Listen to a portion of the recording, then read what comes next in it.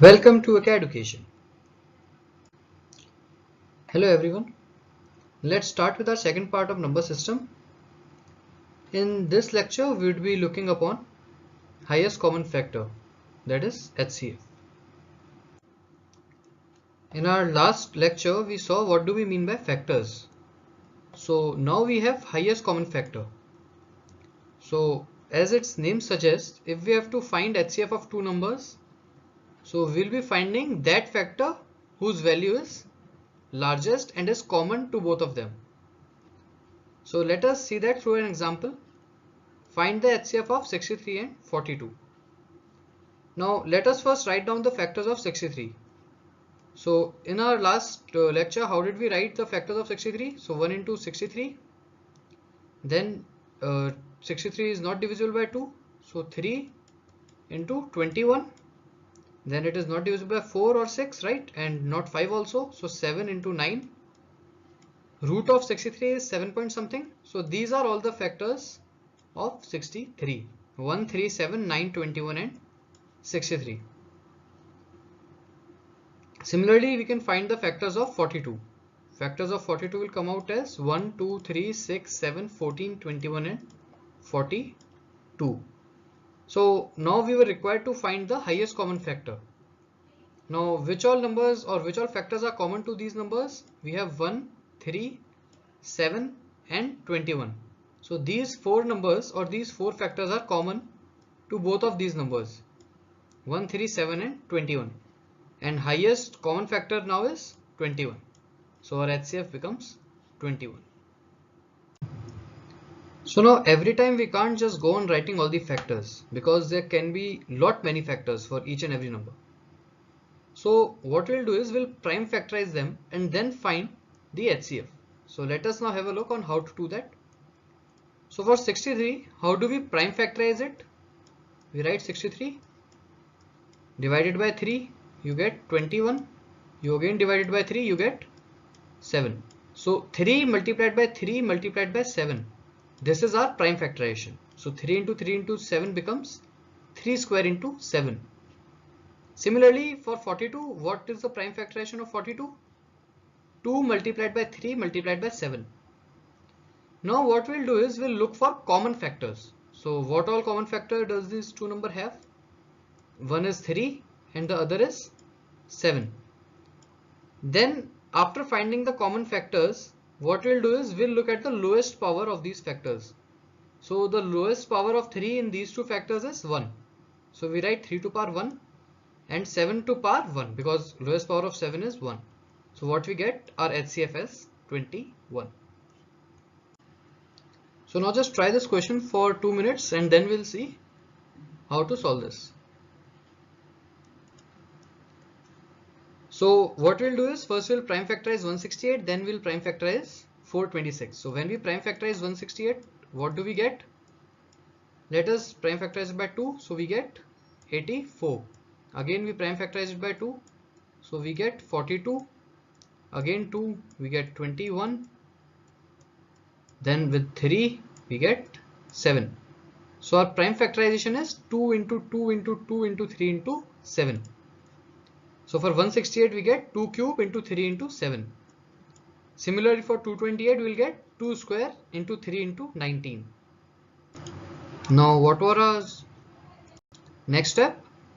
It was finding the lowest powers of common factors. So first let us find the common factors, that is 2 and 3. We have two common factors. So what our HCF would be? 2 square, because lowest power of 2 is 2, multiplied by 3 to power 1. So 4 into 3 it becomes 12. So our HCF is 12, right? Now let us have a look at another type of question. So try this question for a minute, then we'll discuss it. Find the greatest possible number which leaves the remainder of 2 and 3 when we divide 38 and 58 with the number. So this question wants us to find that number which divides 38 and 58 leaving remainder 2 and 3, and that number should be the greatest one. So what we'll do is first let us see what concept we'll apply in that. So let our number be A. So we have taken the greatest number be A. Can I write 37 is equals to A into P plus 2? Because when I'll divide 37 by this number A, so here I'll get some quotient, there I'll get something, the remainder would be R, which is 2. In place of quotient I am taking as P. So A into P plus R is 37. So A into P plus 2 is equals to 37. Subtracting 2 from 37, I get A into P as 35. Then 58 similarly I can write as A into Q plus 3. Again I have divided 58 by A.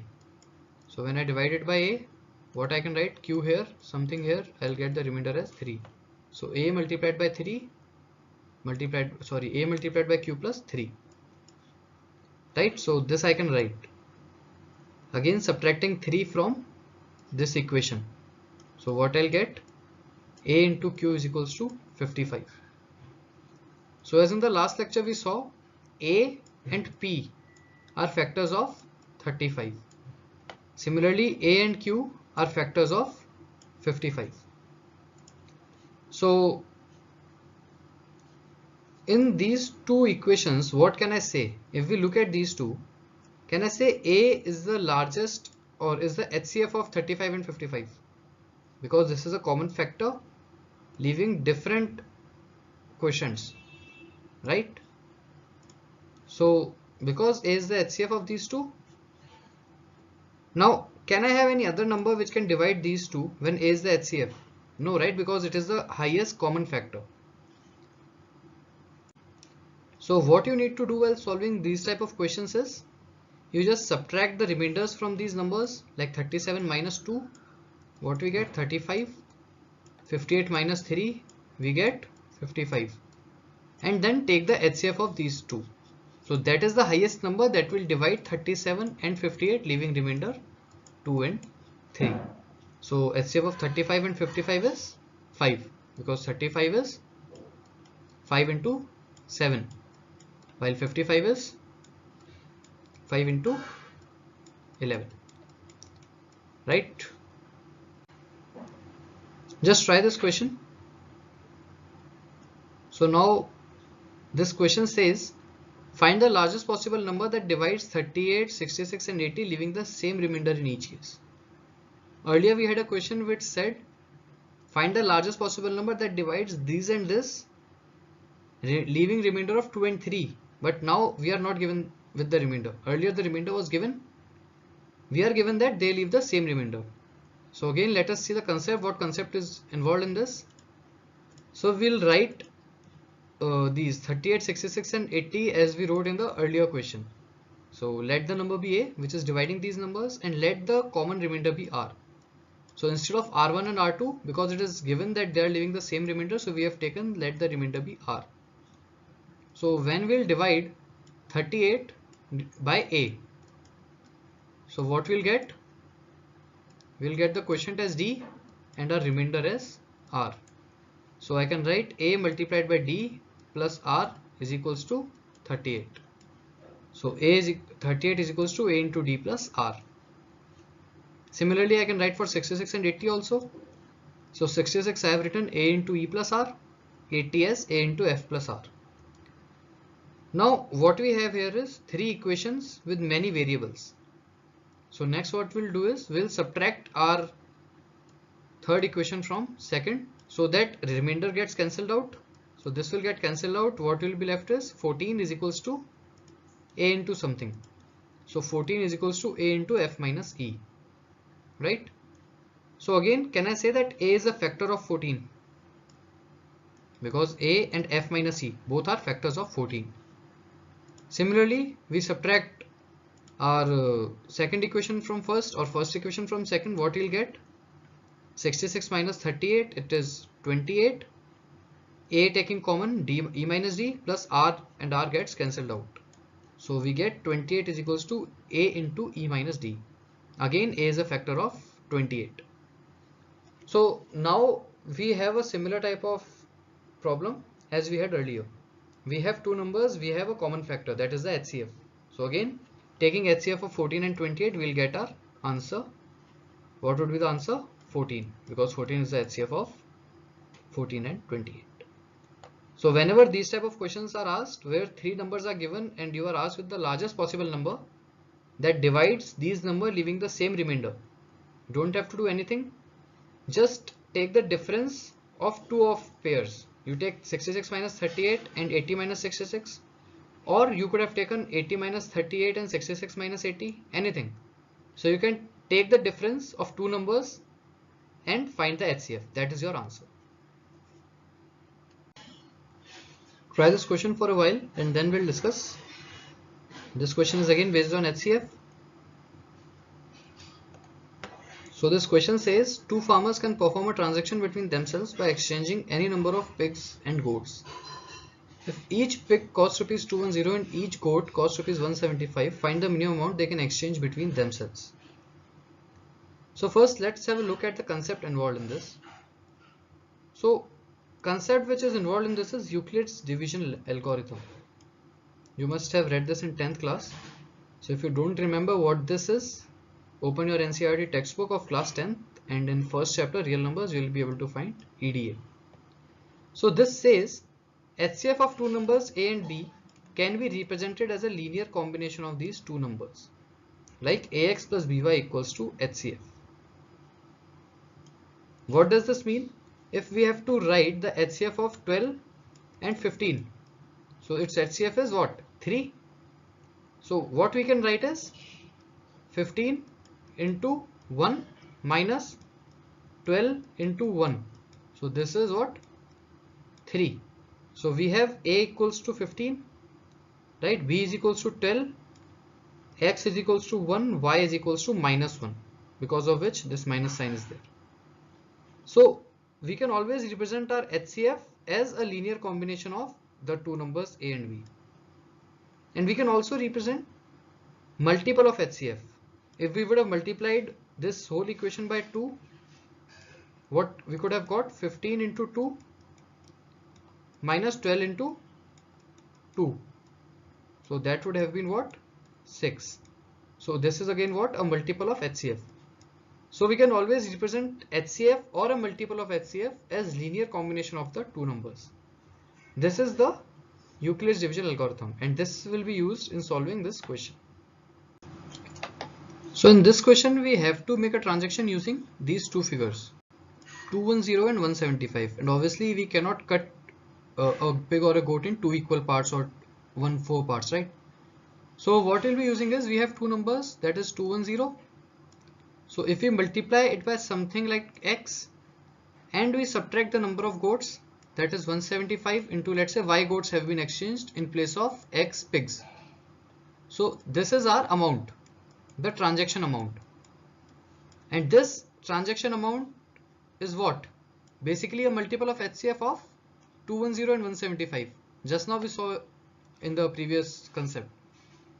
So this is nothing but HCF of 210 and 175, HCF or a multiple of HCF. Now we are asked what is the minimum amount. So obviously multiple of HCF would be greater than HCF.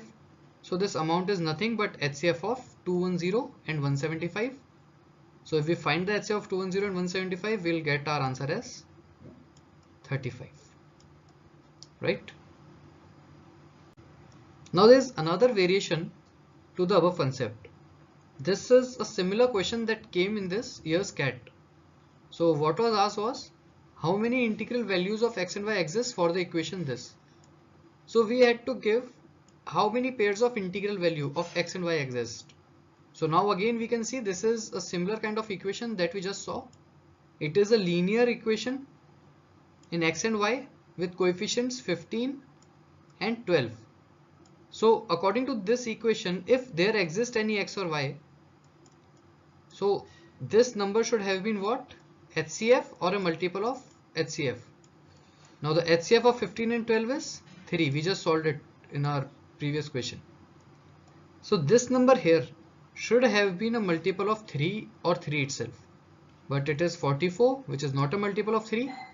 Hence, there is no pair of x and y for which this equation holds true. integral pair of x and y. Just remember that. We can have fractional pairs, but we won't have any integral pair of x and y. Just try another question on HCF. So this question says, find the longest tape that can be used to measure 200, 240 and 320 centimeter length of clothes. And we are given that there are no markings on the tape. That is, we cannot measure any fractional quantity. Like if we have the tape of length 60 centimeter, so we can measure just 60 centimeter from that. We cannot measure 30 centimeter or 40 centimeters. There are no marking on that tape. So if let's say this is my 200 centimeter tape, this is 240 and this is 320.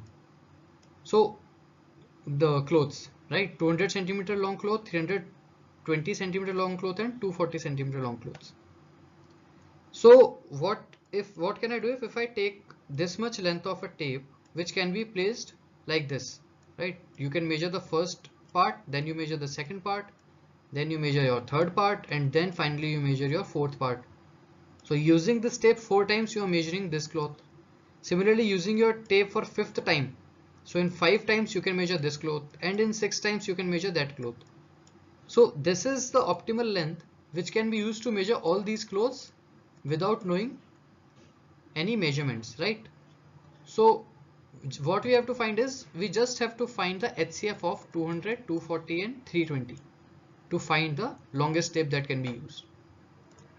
So if we have to find the HCF, so 200 is 2 cube into 5 square, 240 is 2 to the power 4 into 3 into 5, this is 2 to the power 6 into 5.